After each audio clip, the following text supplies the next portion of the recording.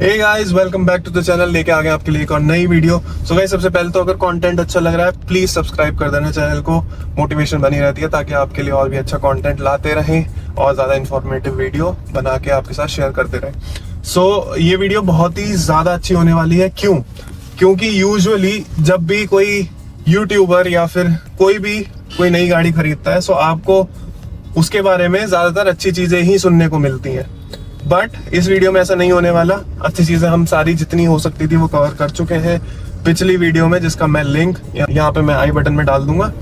इस वीडियो में आपको सारे फ्लॉज पता चलेंगे, क्या कुछ चीजें बेटर हो सकती थी या फिर क्या कुछ चीजों को बिना सोचे ही Hyundai ने इम्प्लीमेंट किया है। जी हाँ, कुछ चीजें ऐसी भी हैं जो Hyundai ने लास्ट मिनट में सोच के इसमें चेंज करने की कोशिश करी है, वो बहुत एविडेंट है। तो वो परफेक्शन के साथ नहीं हुई है, आपको पता चल जाएगा। तो इस वीडियो को पूरा एंड तक देखना। क्यों? अगर ये फैक्टर्स वन बाय वन मैं सारे फैक्टर्स कवर करूंगा, हो सकता है कि मेरे लिए वो इतने मैटर नहीं करते थे, दैट्स वाई मैं इस गाड़ी के साथ गया। हो सकता है कि वो आपके लिए मैटर करें, तो आप इस गाड़ी को ड्रॉप कर सकते हैं उन फैक्टर्स की वजह से और दूसरे कॉम्पिटिटर्स की तरफ जा सकते हैं। कवर सब कुछ करेंगे, base variant to base variant compare करेंगे इसका अदर कॉम्पिटिटर्स के साथ, और इस सेगमेंट की जो गाड़ियां होती हैं क्या कुछ वहां पे मिल जाता है जो यहाँ पे मिसिंग है, उसको भी बताएंगे। सो फटाफट शुरू करते हैं। तो गाइस, सबसे पहली चीज जो मेरे को इसमें अच्छी नहीं लगती वो है इसके एसी वेंट्स का प्लेसमेंट। सो यहाँ पे ड्राइवर के लिए एसी वेंट्स का प्लेसमेंट काफी नीचे किया गया है। अब इन्होंने ये डैशबोर्ड के साथ तो इसको इंटीग्रेट करने की कोशिश करी है, बट अगर आप मेरे राइट साइड पे देखेंगे तो यहाँ पे आपको ये फैब्रिक वाला मटेरियल मिल जाता है जिसको इन्होंने मैग्नेटिक पैड बोला हुआ है। अब मेरा मानना ये है कि प्रोबेबली ये एसी वेंट को यहाँ से लेके एक स्ट्रेट लाइन में इंटीग्रेट करने की कोशिश कर रहे थे, जिसमें शायद इनके इंजीनियर्स में प्रोबेबली जो भी मीटिंग्स वगैरह होती हैं, जो भी फाइनलाइजेशन होता है गाड़ी के डिजाइन का, इंटीरियर का, उसमें चीजें नहीं मैच हुई लोगों की, और एंड टाइम पे इन्होंने शायद ये चेंज किया, जिसमें एक वेंट तो इन्होंने को पैसेंजर साइड का, को ड्राइवर साइड का इन्होंने ऊपर दे दिया है, बाकी सारे वेंट यहाँ पे नीचे कर दिया। अब इसकी प्रॉब्लम क्या आती है, जब मैं गाड़ी ड्राइव कर रहा हूँ, सो फिगो के केस में क्या था, ये वेंट ऊपर होते हैं। यूजुअली दूसरी गाड़ी के केस में भी यही होता है कि ये वाले वेंट जो है थोड़े से ऊपर होते हैं, सो दैट ड्राइवर के वो फेस पे प्रॉपरली एयर छोड़ पाए या एयर फेंक पाए। इसके केस में ऐसा नहीं है, मैं इस पे पोजिशनिंग ढूंढता रह जाता हूँ कि अब नहीं तो अब जाके शायद मेरे फेस पे थोड़ा सा ये एयर फेंक पाए, बट वो नहीं हो रहा है। तो ये एसी वेंट प्रॉपरली प्लेस नहीं है। ये बेटर नहीं, ये डेफिनेटली बेटर हो सकते थे। मेरे को क्लियर कट यहाँ पे ये लग रहा है कि ये स्ट्रेट लाइन में पहले सोचा गया था कि यहाँ पे एसी वेंट्स इनके देंगे दोनों साइड के, बट लास्ट मोमेंट पे जब चेंज किया तो वहां पे गड़बड़ हो गई है इनकी। तो प्रॉबेबली और नॉट श्योर, हो सकता है कि इसको चेंज कर दें फ्यूचर में। अभी तो क्योंकि गाड़ी जस्ट लॉन्च हुई है और बहुत सारी गाड़ियों में लगाया हुआ है, तो अभी तो चांस लग नहीं रहे। सो गाइस, दूसरे सबसे बड़े फ्लॉ की बात करते हैं यहाँ पे। जी हाँ, इंफोटेनमेंट सिस्टम। हो सकता है कि आपके लिए इतना मैटर ना करता हूँ, मेरे लिए भी नहीं करता था। अंडरस्टैंडिंग के गाड़ी का साइज अच्छा खासा है और इंजन आपको अच्छा मिल जाता है, तो इंफोटेनमेंट सिस्टम लगवा लेंगे, वो वाला सीन था। But I think the cost that we have paid for it, एक बेसिक इंफोटेनमेंट सिस्टम दिया जा सकता था, इफ नॉट प्रॉपरली एंड्रॉइड वाला। सो एक बेसिक इंफोटेनमेंट सिस्टम जैसे हमें नेक्सॉन के लोअर वेरिएंट्स में मिल जाता है, वो यहाँ पे काइंड ऑफ सिमिलर हमको मिल सकता था, जिसमें शायद एक ब्लूटूथ कनेक्टिविटी होती है और आपके स्पीकर्स मिल जाते हैं, जो कि आपको होंडा एलिवेट में भी मिल जाता है। If I am not wrong, शायद हाई राइडर में भी है, बट यहाँ पे वो बिल्कुल मिसिंग था। यहाँ पे आपको एकदम एम्प्टी और एक हॉलो डिजाइन का एक वो दिया हुआ था, जो यहाँ पे खाली पड़ा हुआ था, और स्पीकर्स भी नहीं थे।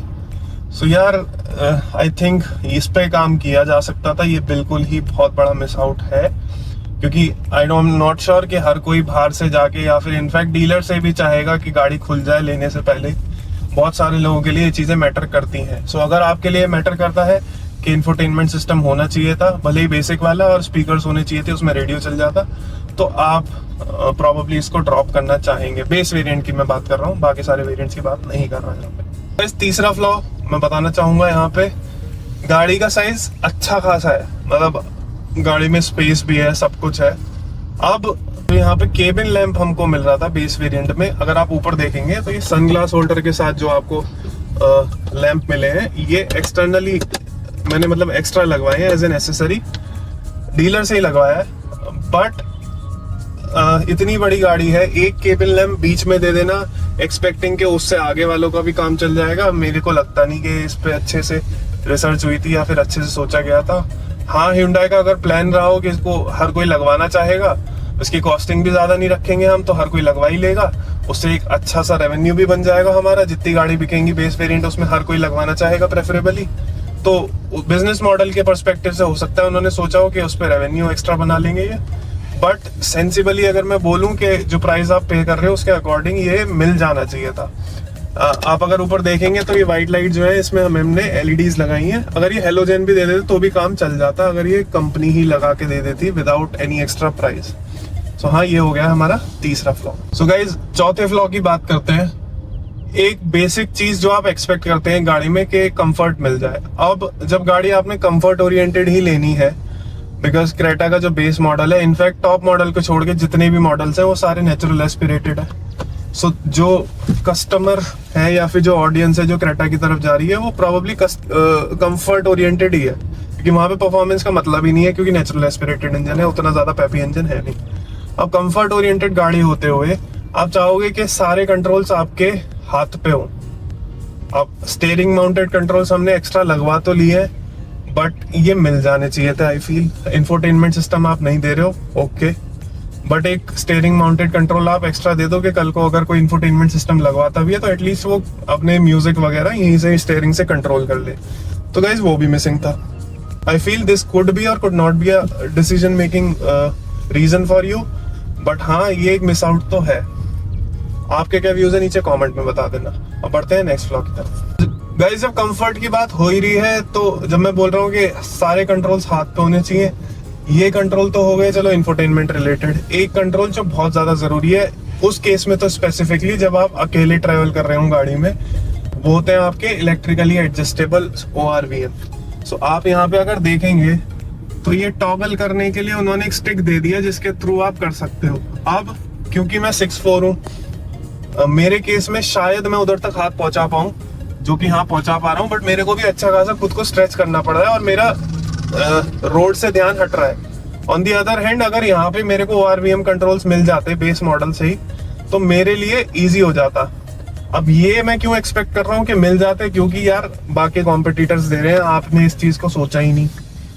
तो फ्लॉ तो देखो ये है, ORVM controls electrically auto folding नहीं भी होते तो चल जाता, उनको हाथ से फोल्ड कर देते या देखा जाता, खुले भी रहते तो कोई प्रॉब्लम नहीं, बट एटलीस्ट इलेक्ट्रिकली एडजस्टेबल वो होने चाहिए थे।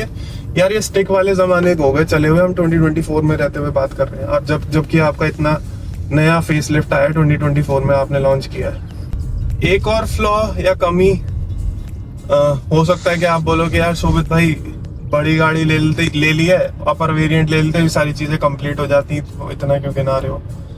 गाइस, गिनाना बनता है, क्योंकि कहीं ना कहीं ये सारी चीजें हो सकता है कि किसी एक कॉम्पिटिटर के पास ना मिल रही हो, बट हाँ कुछ चीजें कुछ कॉम्पिटिटर्स के पास है, कुछ चीजें कुछ कॉम्पिटिटर्स के पास है। तो एक बड़ा मिस आउट जो मेरे को लग रहा है, जो ये हमारे डोर्स में जो हैंड रेस्ट होते हैं, आर्म रेस्ट, अगर आप ये देख पा रहे होंगे तो ये हार्ड टच वाले हैं, और ये हार्ड टच मतलब बेरेबल नहीं है। सो ये इसमें अगर थोड़ी सी भी ये लेदरेट यूज कर लेते, कोई फैब्रिक यूज कर लेते अच्छा सा, सो उसमें लॉन्ग ड्राइव पे एक कन्वीनियंस मिल जाती है कि अगर मैं अपनी एल्बो यहाँ पे रख रहा हूँ तो उसमें मेरे को इनकन्वीनियंट नहीं होता, मेरे को अनकंफर्टेबल नहीं होता।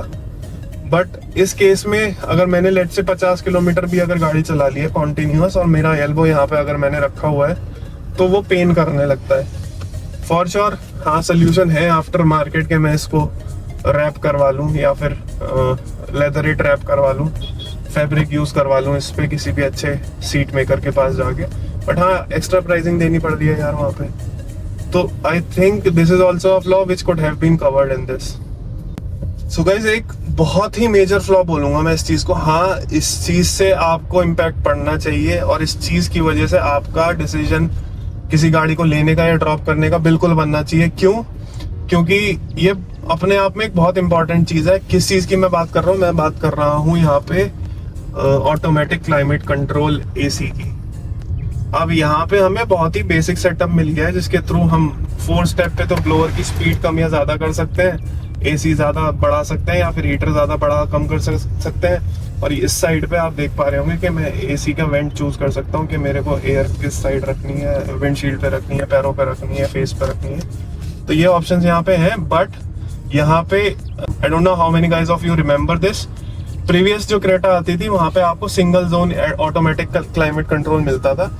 अगर इनको डिफरेंशिएट ही करना था दोनों गाड़ियों में, बेस मॉडल्स में, जो आपके बेस और सेकंड बेस मॉडल है, और अपर वेरिएंट में, तो अपर वेरिएंट में तो इन्होंने वो दे ही रखा है dual zone automatic climate control.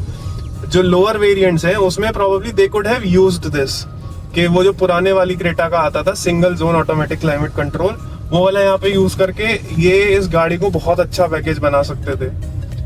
मैंने थोड़ी रिसर्च करी, आफ्टर मार्केट भी ये लग जाते हैं, बट आई डोंट नो कि कितने इफेक्टिव होते हैं कितने नहीं, और मैं लगवाना भी नहीं चाहूंगा यार। कंपनी फिटेड चीजें तो कंपनी फिटेड ही होती है। तो यार automatic climate control I feel should have been there, and don't know कि कौन से इंजीनियर्स थे, कौन था जिसने ये सजेस्ट किया कि इसको एलिमिनेट कर दो, क्योंकि ये कुछ ऐसी चीज है जिसको लोग आफ्टर मार्केट करवाना बिल्कुल प्रेफर नहीं करते। मैं तो बिल्कुल नहीं करता, क्योंकि काफी ज्यादा चीजें डैशबोर्ड खुलता है आपकी, मतलब 70 चीजें इसमें होती हैं जो आपको खुलवानी पड़ सकती हैं, तो आफ्टर मार्केट पर जाने का मतलब ही नहीं बनता। तो ये तो बहुत ही मेजर मिस आउट किया है Hyundai ने, तो very disappointed with this. So guys, एक और मिस आउट जो मैं बोलूंगा यहाँ पे, या फ्लॉ बोलूंगा, अगर मैं आपको ये सनवाइजर दिखाऊं तो ये पहले तो ये हार्ड प्लास्टिक है, इसमें बिल्कुल भी सॉफ्टनेस नहीं है। चलो इसको भी अगर कोई नेग्लेक्ट कर दे तो ठीक है। अब ये जो टिकट होल्डर के लिए जो स्ट्रैप दी हुई है ना, ये भी इलास्टिक वाली नहीं है। This is a kind of plastic strap that they have used, जो आई डोंट थिंक ड्यूरेबल भी है। और मतलब यहाँ पे एक इलास्टिक, यार एक इलास्टिक बैंड आप यूज कर सकते थे 5 रुपए 10 रुपए का। यार इतनी क्या कॉस्ट कटिंग करनी है आपको, या इतना क्या डिफरेंशिएटिंग फैक्टर बनाने हैं अपर वेरिएंट्स में लोअर वेरिएंट्स में? मतलब ये तो आई स्ट्रिक्टली फील कि ये Hyundai को, अगर Hyundai से कोई इस चीज को सुन रहा है तो प्लीज काम करिए इस पे यार। हमें नहीं दिया, आगे वाले कस्टमर्स को प्रोबेबली आप अवेल करवा सकते हैं और करवानी चाहिए, but the cost that you are paying for this car, उसके अगेंस्ट में आपको क्या चीजें मिलनी चाहिए थी। इसके लिए भी अगर मेरे को 5 रुपए या 10 रुपए की चीज के लिए भी मेरे को अगर एक्स्ट्रा 3-4 लाख रुपए फूकने पड़े ना, तो दैट मेक्स नो सेंस। आप अगर इस चीज से एग्री करते हो नीचे कमेंट में बता देना, डिसएग्री करते हो तो अपनी डिसएग्री अपने कमेंट फिर भी शेयर कर देना। सो नेक्स्ट फ्लॉ इंटीरियर के रिलेटेड नहीं है, एक्सटीरियर के रिलेटेड है। सो गाइस, यहाँ पे आपको हेलोजन सेटअप मिलता है, कॉम्पिटिटर में आपको एलईडी सेटअप मिल जाता है। अब हम ये नहीं कह रहे कि पूरी की पूरी हेडलाइट्स आप एलईडी सेटअप के साथ दो, बट हेलोजन बल्ब की जगह पे आप एलईडी बल्ब यूज कर सकते थे। ये छोटी छोटी चीजें आपने मिस आउट कर रखी हैं डिफरेंशिएट करने के लिए अपनी गाड़ियों में, अपने वेरिएंट्स में, which probably a good strategy for you but is not good for the customer at all। वहाँ पे एक अगर आप आई थिंक बल्क में अगर LEDs लगवाते हैं गाड़ी में और आपके बल्क ऑर्डर्स फॉर श्योर उठाते होंगे आप, जो भी वेंडर्स हैं आपके थर्ड पार्टी, जो भी मैन्युफैक्चरर्स हैं, तो नॉर्मल अगर आप LED लेने जाते हैं मार्केट में रिटेल प्राइस पे 2500-3000 की पड़ती है आपको एक ऑप्टिमल कॉस्टिंग में।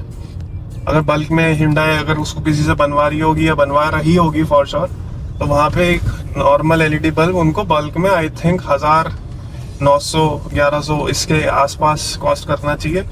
तो यार इन छोटी छोटी चीज़ों की वजह से आप कस्टमर एक्सपीरियंस को खराब कर देते हो। आपने शायद अपने अपर वेरिएंट्स बेचने के लिए ये सब कर लिया, एक डिफरेंशिएटिंग फैक्टर जो आप रख सकते थे अपने लोअर और अपर वेरिएंट्स में, वो जो कि आपने ऑलरेडी रखा हुआ है, वो है आपकी सनरूफ। तो उसके थ्रू किसी का डिसीजन कितना चेंज हो रहा है कितना नहीं वो पता पड़ जाता है यार, और वो कर लेते। कस्टमर अपने आप सोच लेता कि उसे सनरूफ चाहिए तो उसे अपर वेरिएंट लेना है, नहीं चाहिए तो वो लोअर वेरिएंट के साथ खुश है, क्योंकि उसे वो भी साइड चीजें मिल जाती है। ऑल्दो पिछले 3.5-4 महीने में 1 लाख से ज्यादा बुकिंग हो चुकी है फेसलिफ्टेड वाली क्रेटा की, क्योंकि और बेस वेरिएंट जो लोअर वेरिएंट्स है वहाँ पे 29% वेरिएंट्स वो हैं जो विदाउट सनरूफ वाले बिके हैं, और 71% वेरिएंट सनरूफ के साथ वाले बिके हैं। तो जिन्हें सनरूफ चाहिए वो फॉर श्योर अपर वेरिएंट पे जा ही रहे हैं ना।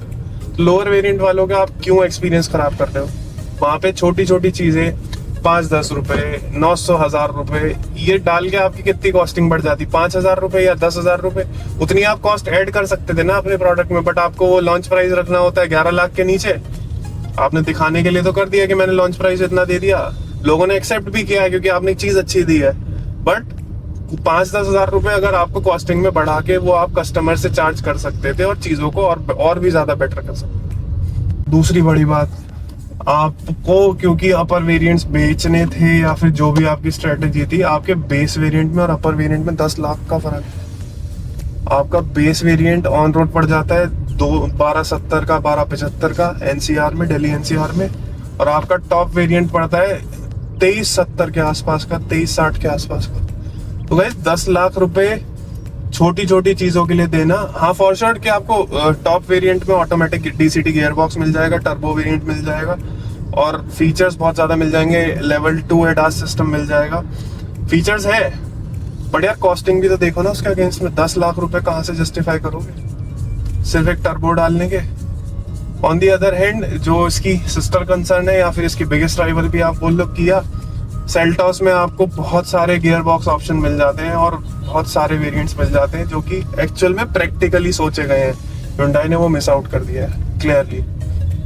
सो यही सारे फ्लॉस थे जो आपके साथ शेयर करने थे। इन केस अगर आपको कंटेंट अच्छा लग रहा है, चैनल पसंद आ रहा है, सो प्लीज सब्सक्राइब कर देना। वीडियो को अपने फ्रेंड्स के साथ शेयर करना मत भूलना। बहुत ही जल्दी नेक्स्ट वीडियो मिलेंगे, तब तक के लिए जय हिंद।